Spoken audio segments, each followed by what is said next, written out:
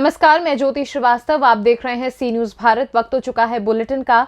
इस बुलेटिन में बात होगी बेलगाम की, जहां पूर्व मुख्यमंत्री जगदीश शेट्टर की बीजेपी में शामिल होने की चर्चा पैदा हुई। साथ ही बात होगी हापुड़ की, जहां धौलाना पुलिस और 10,000 के इनामी बदमाशों में हुई मुठभेड़। ऐसी तमाम खबरों पर होगी विस्तार से चर्चा। खबर कर्नाटक के बेलगाम से है, जहां पूर्व मुख्यमंत्री जगदीश शेट्टर कांग्रेस छोड़ भाजपा में शामिल हो रहे हैं। इस बात की चर्चा काफी हो रही है। हालांकि अभी ऐसी कोई आधिकारिक बात सामने नहीं आई है। बताया जा रहा है कि वो डीसीसी बैंक के सभी निर्देशक एक जगह जमा हुए थे, तभी भाजपा वालों से उनकी मुलाकात हुई थी। मगर इसका मतलब ये नहीं कि वो कांग्रेस छोड़ रहे हैं। ಇವತ್ತು ಇಡೀ ರಾಜ್ಯದಲ್ಲಿ ಬಹಳ ಊಹಾಪೋಹಗಳ ಕೆಲವು ಕಾಂಗ್ರೆಸ್ದ ನಾಯಕರು ಮೊನ್ನೆ ಜಗದೀಶ್ ಶೆಟ್ಟರ್ ಹೋದ್ರಲ್ಲಿ ಅವ್ರು ಯಾಕೆ ಹೋದ್ರು ನನಗನಕ ಗೊತ್ತಿಲ್ಲ. ಇಲ್ಲಿ ಬೇರೆದವ್ರಿಗೆ ಏನು ಹೋಗಿದ್ರೆ ಗೊತ್ತಿಲ್ಲ. ಇವತ್ತು ನಂದಿರಬೇಕು, ಲಕ್ಷ್ಮಣ ಸವದಿ ಇರಬೇಕು, ಯಾರ್ಯಾರು ನಾವು ಬಿ ಜೆ ಪಿಯಿಂದ ಈ ಕಾಂಗ್ರೆಸ್ನಲ್ಲಿ ಇದ್ದೀವಿ ಅವರೆಲ್ಲರೂ ಈಗ ಲಕ್ಷ್ಮಣ ಸವದಿ ಅವ್ರು ನಿನ್ನೆ ಜಿಲ್ಲಾ ಮಧ್ಯವರ್ತಿ ಬ್ಯಾಂಕಿದ ಒಂದು ಸಭೆಗೆ ಹೋದಾಗ ಅಲ್ಲಿ ಅಣ್ಣಾ ಸಾಹೇಬ್ ಜೊಲ್ಲೆ ಅವರು ಮತ್ತು ಎಲ್ಲರೂ ಅವರು ಜಿಲ್ಲಾ ಮಧ್ಯವರ್ತಿಯಿಂದ ಬ್ಯಾಂಕದ ಡೈರೆಕ್ಟರ್ ಅವರು ಅಲ್ಲಿ ಕುಡ್ದಾಗ ನೀವು ಉಪಯೋಗ ಮಾಡ್ಕೊಂಡಿದ್ದೀರಿ. ಅದನ್ನು ಪತ್ರಿಕಾ ಮಾಧ್ಯಮದವರು, ಟಿ ವಿ ಮಾಧ್ಯಮದವರು. ಈಗ ಯಾರಾದರೂ ಬಿ ಜೆ ಪಿದವ್ರು ಜಗದೀಶ್ ಶೆಟ್ಟರ್ ನಮ್ಮ ಮನೆಗೆ ಬಂದ್ರೆ ಒಂದು ಏನೋ ಕಾರಣದಿಂದ ಬಂದಿರ್ತಾರೆ ಇಲ್ಲಿ, ಅದಕ್ಕೆ ನಾನು ಹೋಗ್ತೇನೆ ಅನ್ನುವಂಥದ್ದು ಇದು ತಿಳ್ಕೊಳ್ಳೋದು ತಪ್ಪ. ಅದಕ್ಕೆ ಲಕ್ಷ್ಮಣ ಸವದಿ ಅವರು ಯಾವುದೇ ಪರಿಸ್ಥಿತಿಯಲ್ಲಿ ಕಾಂಗ್ರೆಸ್ ಪಕ್ಷನ ಬಿಟ್ಟ. बेलगाम से सी न्यूज संवाददाता जब्बार चिंचली की रिपोर्ट।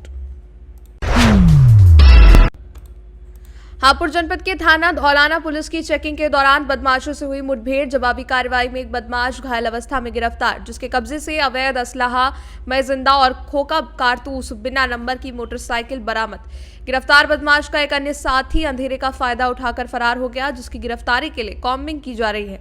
प्रारंभिक पूछताछ में घायल गिरफ्तार बदमाश ने अपना नाम शाह आलम पुत्र जान मोहम्मद उर्फ आस मोहम्मद निवासी ग्राम आजमपुर दहपा थाना पिलखुआ जनपद हापुड़ बताया है, जो थाना धौलाना से गैंगस्टर एक्ट के अभियोग में वांछित चल रहा था, जिस पर 10,000 रुपए का इनाम घोषित था। गिरफ्तार बदमाश शाह आलम उपरोक्त शातिर किस्म का अपराधी है, जो थाना पिलखुआ का हिस्ट्री शीटर अपराधी है, जिसके विरुद्ध जनपद हापुड़ और गौतम बुद्ध नगर में हत्या का प्रयास, लूट, गौवध अधिनियम और गैंगस्टर एक्ट आदि के करीब 3 दर्जन अधिक मुकदमे दर्ज हैं।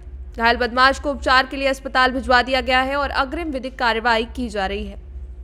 आज गालन पुलिया पर रात्रि में पुलिस के द्वारा चेकिंग की जा रही थी, तो मसूरी की तरफ से एक बिना नंबर की मोटरसाइकिल को जब रोकने के लिए हाथ दिया गया, तो उस पर बैठे 2 लोगों ने, एक ने पुलिस पर फायरिंग की और पीछे की तरफ जब मुड़ा तो मोटरसाइकिल फिसल गई और वो गिर गया। एक व्यक्ति को जवाबी कार्रवाई में दाहिने पैर पर गोली लगी है और दूसरा व्यक्ति कोहरा और अंधेरे का फ़ायदा उठाकर मौके से फरार हो गया, जिसकी तलाश की जा रही है। मौके से एक TVS बाइक, एक जिंदा कारतूस, एक खोखा कारतूस और एक 315 बोर तमंचा मिला है। जो व्यक्ति घायल हुआ है उससे पूछताछ की गई, तो उसका नाम शाह आलम पुत्र जान मोहम्मद निवासी आजमपुर दहपा, जो कि धौलाना थाने से गैंगस्टर के मुकदमे में वांछित भी है और 10,000 का इनामी भी है, और इसके ऊपर 3 दर्जन से ज़्यादा मुकदमे हैं। वो फरार अभियुक्त, उसकी तलाश जारी है।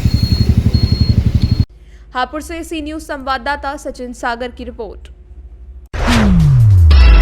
उत्तर प्रदेश के जनपद हापुड़ के थाना पिलखुआ पुलिस ने फर्जी आयुष्मान कार्ड बनाने वाले एक आरोपी को गिरफ्तार किया है, जिसके कब्जे से 40 फर्जी आयुष्मान कार्ड, नकदी और घटना में प्रयुक्त लैपटॉप, मोबाइल फोन आदि बरामद हुए।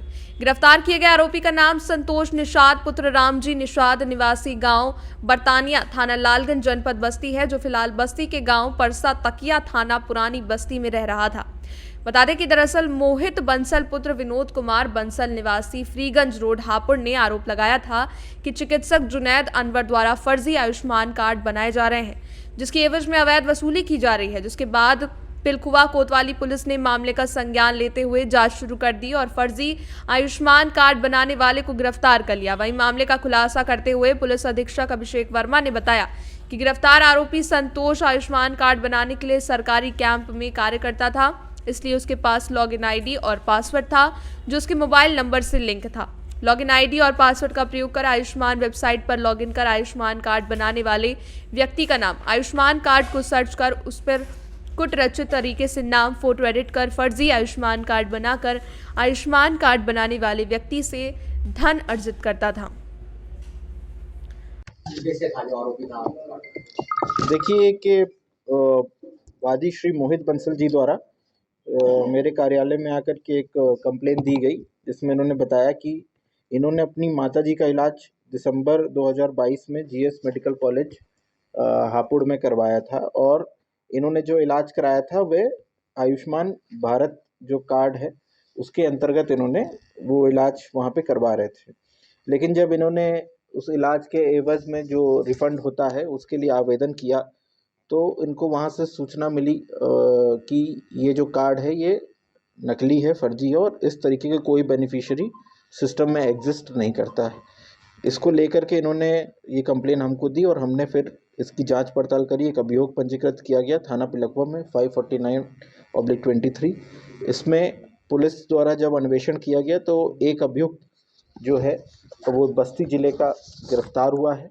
इसका नाम संतोष निषाद है। ये बस्ती का रहने वाला है, बड़तनिया थाना लालगंज का।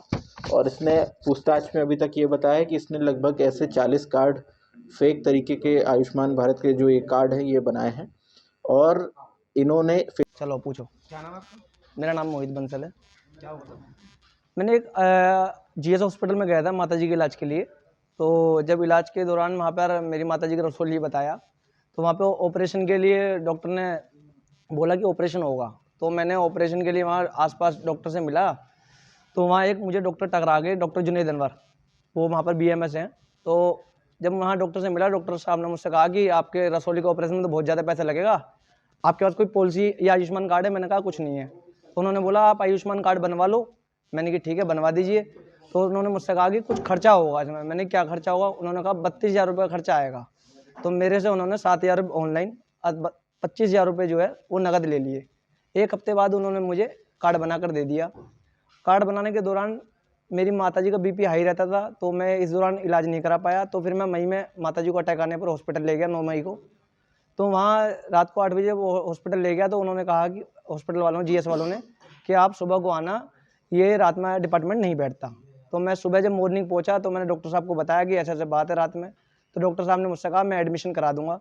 डॉक्टर जुनैद अनवर ने मेरा माताजी का एडमिशन करा दिया। आयुष्मान के व्याप पे वहाँ ब्लड टेस्ट भी हो गए, ट्रीटमेंट भी चालू हो गया, ऑपरेशन भी चालू हो गया। ऑपरेशन होने के बीच के दौरान ही वहाँ पेपर स्कैन होकर लखनऊ हथरजगंज गए। हापुड़ से सी न्यूज़ संवाददाता सचिन सागर की रिपोर्ट। खबर नर्मदा से है, जहां विधायक डॉक्टर दर्शनाबेन देशमुख की अध्यक्षता में APMC गरुड़ेश्वर में प्राकृतिक कृषि संगोष्ठी कार्यक्रम आयोजित किया गया। कृषि शाखा जिला पंचायत नर्मदा एवं गुजरात प्राकृतिक कृषि विकास बोर्ड के अनुसार नांदोद विधायक डॉक्टर दर्शनाबेन देशमुख की अध्यक्षता में APMC गरुड़ेश्वर में प्राकृतिक कृषि संगोष्ठी और कृषि प्रदर्शनी का कार्यक्रम आयोजित किया गया। इस अवसर पर विधायक डॉक्टर दर्शनाबेन देशमुख ने कहा कि गरुड़ेश्वर तहसील के APMC में प्राकृतिक कृषि संगोष्ठी में नर्मदा जिले के नांदोद, गरुड़ेश्वर और तिलकवाड़ा तहसील से बड़ी संख्या में किसान मित्रों ने भाग लिया है। फिर सभी को प्राकृतिक खेती के लिए गौ आधारित खेती को अपनाना चाहिए, जिससे लोगों का जीवन स्तर ऊंचा उठाया जा सके। सेहत के साथ साथ रोग प्रतिरोधक क्षमता भी बढ़ती है। प्राकृतिक खेती को अपनाने के लिए राज्यपाल आचार्य देवव्रत जी द्वारा अनेक प्रयास किए जा रहे हैं। वहीं सरकार की ओर से बुआई से लेकर बेचने तक की योजनाएं भी उपलब्ध कराई जा रही हैं। इसलिए उन्होंने प्राचीन कृषि पद्धति को अपनाने का अनुरोध किया। इस अवसर पर 6 प्रगतिशील किसान मित्रों को प्रमाण पत्र दिए गए, जिसमें रोशन भाई पटेल ने बताया कि मैं पिछले 5 सालों में खेत में देशी पद्धति अपनाकर पपीता, बैगन, टमाटर और तुवर की खेती कर रहा हूं। आज के कृषि सम्मेलन में आत्मा परियोजना को सर्वोत्तम फार्म पुरस्कार और 10,000 का प्रोत्साहन पुरस्कार दिया गया। इस अवसर पर उपस्थित सभी लोगों द्वारा 30 जनवरी शहीद दिवस के अवसर पर 2 मिनट का मौन रखा गया। प्रगतिशील कृषक मित्रों को प्रमाण पत्र प्रदान किए गए। कार्यक्रम के बाद प्राकृतिक खेती के बारे में मार्गदर्शित किया गया, जिसमें विभिन्न स्टॉलों के गणमान्य व्यक्ति भी शामिल थे, जिन्होंने जैविक खेती पर विस्तृत मार्गदर्शन दिया। જમીન બંજર થવા જઈ રહી છે એને ફરીથી કેવી રીતના સમૃદ્ધ બનાવવાની એ પ્રાકૃતિક આધારિત આ ખેતી કરવાથી જ બની શકે અને આ પ્રાકૃતિક ખેતી આધારિત સરકાર દ્વારા પણ વાવણીથી લઈને વેચાણ સુધીની અનેક એવી યોજનાઓ છે જેમાં એ લોકોને જરૂરી હોય સાધન સહાયની જરૂર હોય તો રોટાવેટર કલ્ટિવેટર પાવશો અને જે દવા છાંટવાનો પંપ છે એ પણ સરકારી યોજનામાં સબસિડી હાથે એમને આપવામાં આવે છે, બિયારણ એમને આપવામાં આવે છે અને ખાતર પણ એમને સરકાર દ્વારા પણ એમને પૂરું પાડવામાં આવે છે। ત્યારે સર્વે લોકોને વિનંતી એટલી જ છે કે સર્વે લોકો આ જૂની અને પુરાણી આપણી પ્રાચીન પદ્ધતિ છે કે ખેતી જે આપણે પ્રાકૃતિક ખેતીથી કરતા હતા, ગાયના ગોબરથી, ગાયના ગોબરના છાણથી જે ખાતર બનાવતા હતા તેનાથી થતા હતા, જીવામૃત ઘનામૃત દ્વારા આજે જ્યારે આપણે આ ખેતીમાં આ જે ખાતરનો ઉપયોગ કરીશું અને એના દ્વારા જે આપણે ધાન્ય પકાવશે અને એ ધાન્ય જ્યારે લોકો સુધી પહોંચે ત્યારે એ